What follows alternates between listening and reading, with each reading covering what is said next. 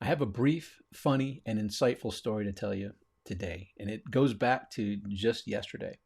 So I finished up an amazing trip to Eugene, Oregon, and I flew into Eugene, got the rental car, drove 2.5 hours south to Bandon, seeing some of the most amazing scenery on that journey. Went down to Bandon, got there just in time to call my buddy Troy and say, Troy, the sunrise is happening in a second. Let's meet right around the corner from where this hotel is and watch it.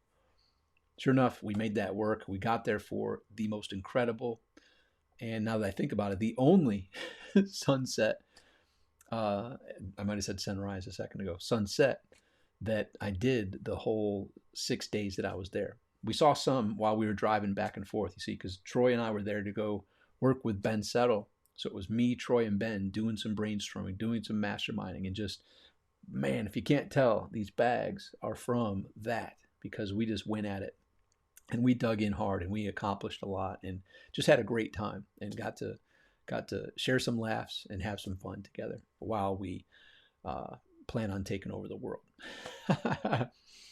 So the whole trip went tremendously well. We had lots of work and lots of activity to get done. And I'm working with Troy, who has now two nicknames, Mr. Prolific and the David Goggins of business. Now, Mr. Prolific, the word prolific just means many works of production. Like if you're a songwriter, that means, the Rolling Stones didn't stop when they wrote Satisfaction. They wrote hundreds and more songs. Troy has published 20 books in the last year. He wrote 6 of them in the last month. So anyhow, that's why we call him Mr. Prolific. But he's also David Goggins of business because he's unstoppable. Like the guy just does not have an off button. He is going, and going. And it's kind of admirable. So, and I'm saying that as a Marine. A lot of people look up to me like I go and have no off button. But anyhow, there's that awesome dynamic happening.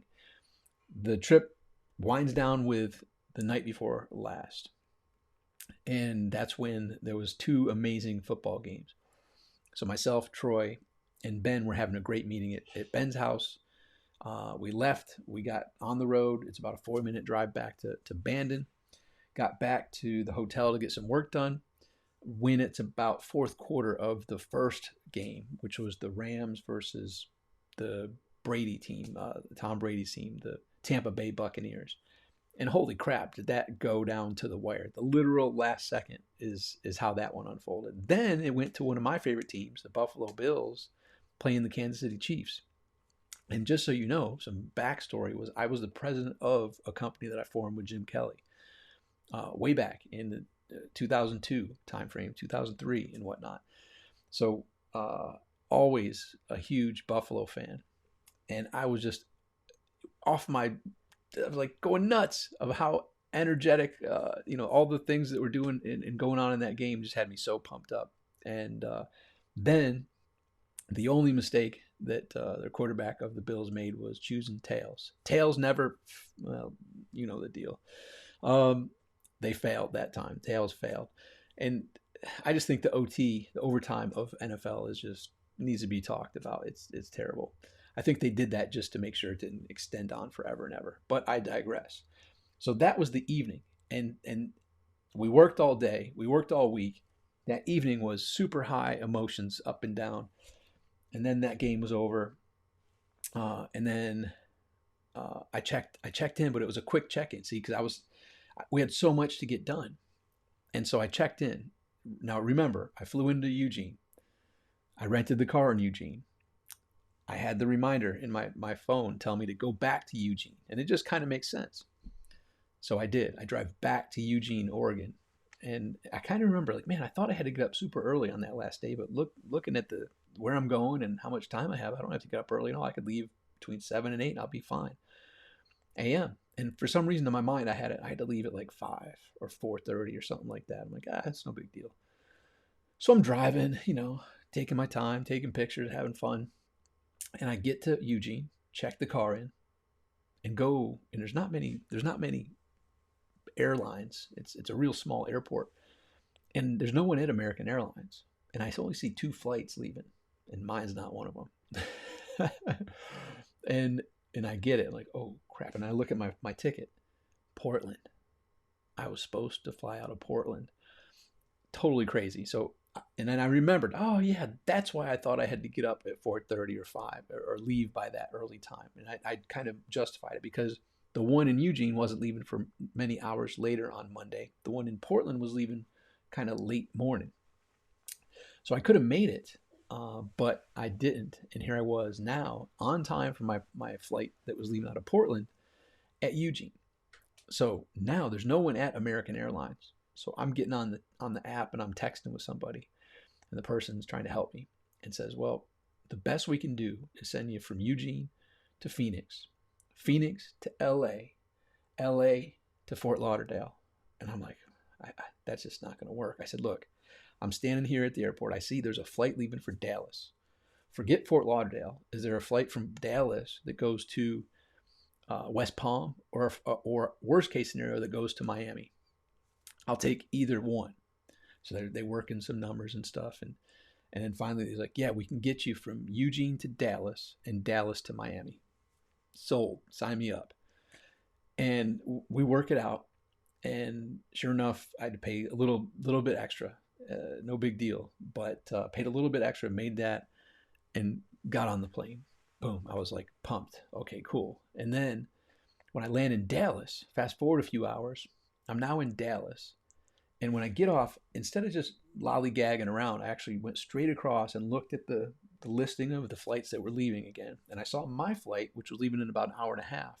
And I saw a flight not too far from me that was boarding now to Miami. So I hauled it. I hauled down to that place that was boarding and got to that gate. And once they checked everyone in, I said, "Look, I'm on the flight that leaves in an hour or so. Is it possible for me to get on this flight?"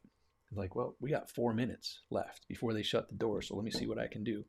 And I'm like, 4 minutes is a long time when you're in a wrestling match or when you're in a boxing match, but it goes really fast in real life.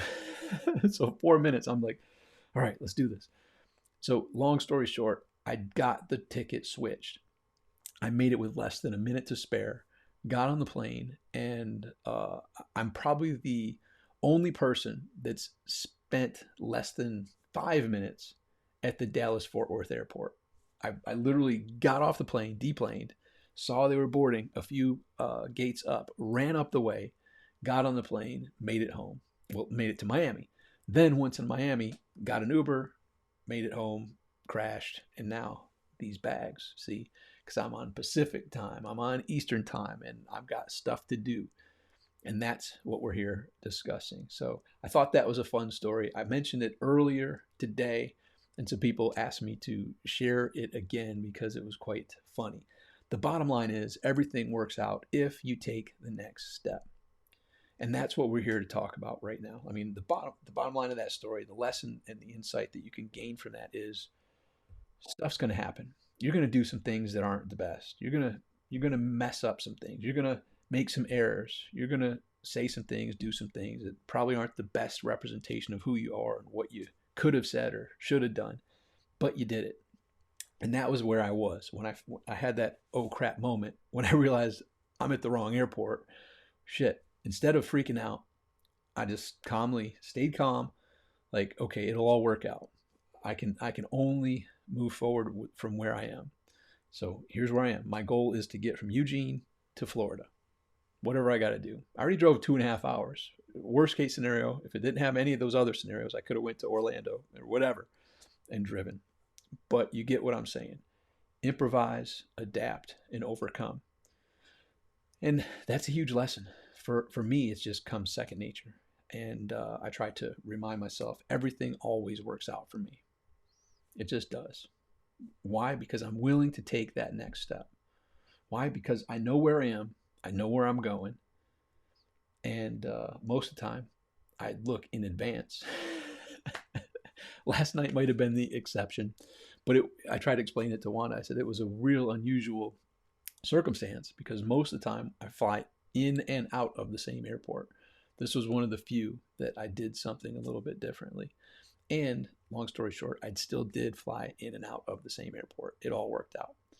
So hopefully that's a little bit of inspiration for you, no matter where you are on your journey, no matter what has crossed your path. Know that with taking the next step and knowing and discerning what that next step is for you, you will be reaping the rewards that I reap. Everything I do always works out. May seem a little crazy, may get a little hectic at times, but it always works out. So the other thing that I think is super important is, and I'm super excited about, is it's January 25th. So in less than a week, me and Troy, Mr. Prolific, kick off a month-long February. Get my book done. He's getting his book done. You've already heard he's written 20 books in the last year, 13 months, 6 in the last 30 days. I've done a lot of courses. I've done a lot of speaking. I've done a lot of helping. I've done 0 book writing. And I've committed to writing my book in February. And I'm doing this again to verbally commit it and hold myself, my feet to the fire, that this is going to be the month that I get stuff done. And so you can come along with us on that journey. So if you go to the link, the letter CYAFB.com/prolific, CYAFB.com/prolific, and join us. This is going to be, I just sent something out that said you'll probably achieve more in February than you did all of last year. And shoot, some of you will probably achieve more in that month than you did the whole decade prior. But I know for one thing, I'm getting my book, at least one out, and I'm going to see if I can be that overachiever. I have a lot of things happening. And the cool part is when you make that decision in advance, it's almost like unlocking a magical box that makes everything clear as to what's mine to do. So feel free to join us. Go to the letter CYAFB.com/prolific and join us. I'll see if Julian, what's up, man? I see you there. That's cool. See if I can add that comment. I don't even know how. I'm so tired. No, that's not the one. All right. I should have done that in advance. I didn't, but I can type it in the chat here. How about that?